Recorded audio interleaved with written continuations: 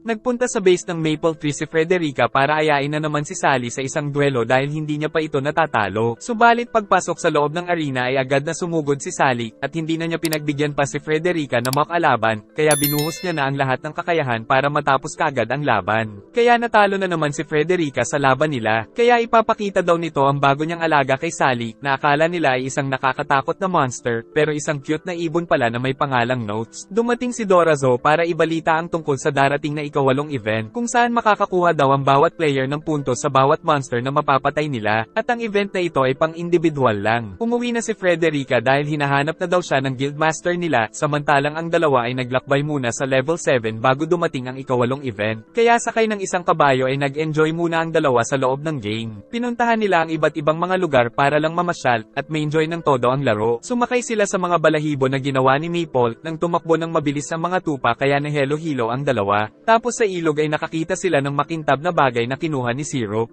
Isa pala ito sa 3 susi na makakapagbukas ng isang lihim na pinto.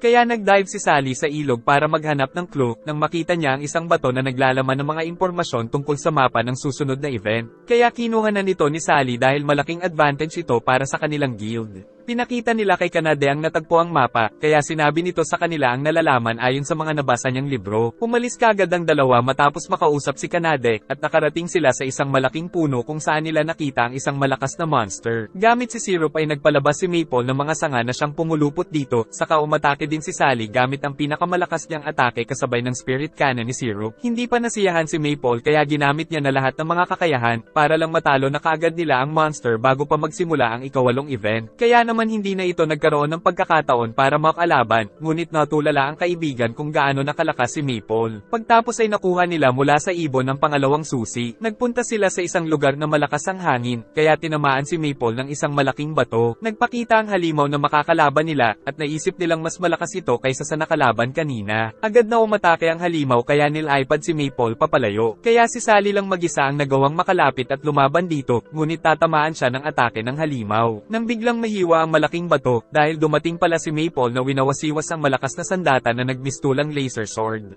Pero hindi rin nagpatalo si Sally sa aksyon, at napasabog ang isang bahagi nito. Tapos magkasabay na naman nilang binigyan ng malakas na atake hanggang sa tuluyan itong matalo. Pagtapos ay nakuha nila ang pangatlong susi, at inilagay nila ang mga ito sa Transmutation Circle, nang mapunta sila sa isang lugar kung saan magkakasamang namumuhay ng mapayapa ang mga monster. Nakarating sila sa isang batis na umiilaw, at nang maligo ang mga alaga nila ay nagkulay ginto ang mga ito. Nang makita na nag-evolve pala ang dalawa nilang alaga, pag-uwi nila sa guild house ay natuwa ang mga kasama sa bagong itsura ng mga alaga nila Maple. At dahil mas lumakas din ang mga ito ay naisip nilang kailangan nilang lahat na mapa-evolve ang mga alaga nilang monster. Napakalakas na ni Syrup dahil nakakuha ito ng mga bagong skill mula nang mag-evolve. Nakita siya ng Flame Emperors, at napansin nila na may nagbago kay Syrup. Pero hindi sinabi ni Maple ang sikreto dahil magkakalaban sila sa susunod na event. At para maging patas kay Maple ay pinakita din ng Flame Emperors ang kanya-kanya nilang mga alagang monster. Pagbalik sa guild house ay magsisimula na ang ikawalong event. Pinaliwanag ni Dorazo na mahahati sa dalawang bahagi ang palaro. Sa unang bahagi ay mag-iipon ng puntos ang mga player sa pamamagitan ng pagpatay sa mga monster. Tapos nakadepende sa dami ng magiging puntos nila ang masasalihan nila na pangalawang bahagi ng event. Ngunit wala daw rules kung ano ang maaaring gawin ng mga player sa isa't isa, kaya maaaring magkaroon ng matinding bakbakan sa battlefield. Nang magsimula ang event ay kagad na nakakita ng mga monster si Maple, pero walang hirap niya lang na tinatalo ang lahat ng mga ito. Kaya siya na ngayon ang tinatakbuhan ng mga monster. Nakakita siya ng isang bagay na sinundot-sundot ngunit naglalaman pala ito ng pampagalit sa mga halimaw. Kaya naman sumugod ang lahat ng mga ito sa kanya, subalit nagustuhan pa ito ni Maple dahil magkakaroon siya ng napakaraming puntos. Subalit nagkaroon siya ng debuff na malalaman ng mga players kung nasaan siya. Si Mai naman ay mag-isa pa rin na nakikipaglaban sa gubat nang makita siya ng isang grupo ng mga players. Binalak siyang tapusin ng mga ito para mabawasan ng mga katunggali. Subalit ang alaga niyang si Tsukimi lang pala ang katapat ng mga mahihinang nilalang. Nagtagpo na rin sa wakas ang kambal nang makita nila sa mapa na papunta ang napakaraming mga monster sa lokasyon ni Maple. Kaya nagpasya sila na puntahan ng guildmaster nila. Samantala si Is naman ay nagtanim ng mga bomba na mas pinalakas niya at itinago, tapos gumawa ng mga trap gamit ang kakayahan ng alagang si Faye. At nang makita niyang nandoon na ang mga halimaw ay inactivate niya ang trap, kaya sumabog ang napakaraming mga bomba sa gubat na itinanim niya. Nakaharap ni Kuromo ang dalawang golem, at sa tulong ng alaga niyang si Necro ay kagad niyang natalo ang mga ito.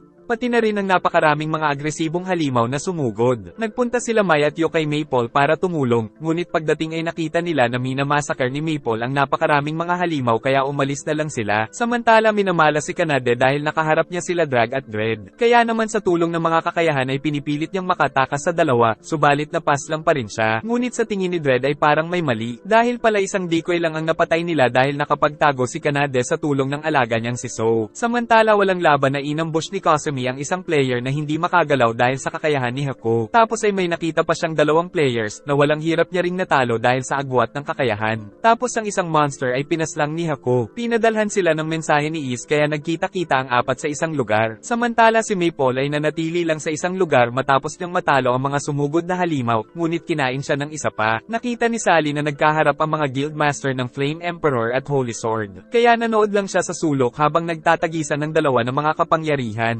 Alam ni Min na tinatago lang ni Pain ang tunay na lakas nito, kaya ginamit niya na ang bagong kakayahan, at saka inatake si Pain subalit nasalag lang ito ng number 1 player. Pero wala pa rin balak si Pain na ipakita ang tinatagong alas nang biglang dumating doon si Maple na may kasamang buwaya, kaya nawala na ng gana ang dalawa sa paglalaban. Matapos ang unang bahagi ng event ay masaya ang mga bida dahil lahat sila ay nakakuha ng matataas na puntos. Dahil kailangan daw ng bawat miyembro na lumakas dahil konti lang sila sa guild. Inihayag sa kanila ni Dorazo ang role sa huling bahagi ng event, kung saan mananalo daw ng 5 silver medal ang mga player na mananatiling nakatayo pagkatapos ng timer, at makakuha naman sila ng mas maraming silver medal sa pamamagitan ng pagpatay sa ibang mga players at maging sa pagpatay ng mga monster. Nagsimula ang palaro at napunta sila sa isang disyerto nang may lumabas na dalawang malaking halimaw sa harapan nila.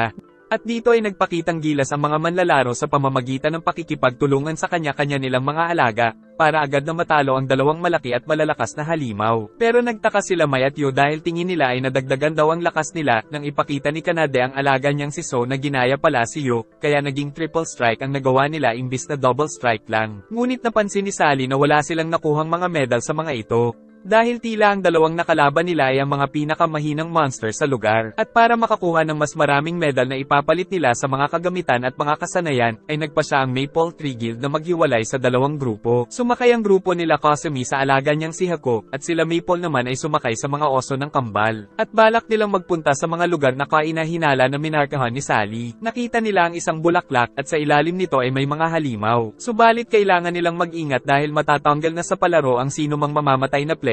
Ngunit lumipad lang sila gamit si Syrup hanggang sa makarating sa kuweba. Subalit pagbaba nila ay may lumabas na mga halimaw na putik, agad na pinagtulungan ng grupo ang malakas na halimaw hanggang mapabagsak ito. Subalit nakapitan sila sa mga paa kaya niligtas ni Sally. Kaya sumakay sila ulit kay Syrup para makapag-isip ng strategy. Nang makita na muli palang nabubuhay ang halimaw at mas dumadami kaya hindi na sila bababa kay Syrup. Mabuti na lang ay may kakayahan na sila Mai at Yo na umatake mula sa malayo, kaya pinagbabato nila ang mga ito nang walang tigil hanggang sa maubos ng apoy. Tapos ay nakakuha sila ng silver medal dahil dito. Nakarating sila Kasumi sa isa pang lugar na minarkahan ni Sally, kung saan napunta sila sa isang dimensyon, tapos may umatake sa kanila na nagtatago sa mga puno kaya pinotektahan sila ni So. At dahil hindi nila mahanap kung nasaan ang kalaban ay nagtanim si Is ng mga bomba sa paligid, saka pinasabog ang mga ito para mawala ng pinagtataguan ang halimaw. Tapos pinaliwanag ni Kanade ang paligid kaya nakita nila ang anino ng mga ito, kaya nagawa nilang matalo ang dalawang ninja monster at nagkaroon sila ng dalawang silver medal. Nagplano silang makipagkita sa grupo nila Maple dahil mas malalakas na daw ang mga halimaw pagsapit ng gabi. Kaya nagkita sila sa isang lugar na may kuweba para doon muna magtago. At para walang makapasok na halimaw ay nilagyan nila ng napakaraming trap ang mga daanan papasok. Samantala si Is ay inayos ang lugar na pagpapahingahan nila sa magdamag.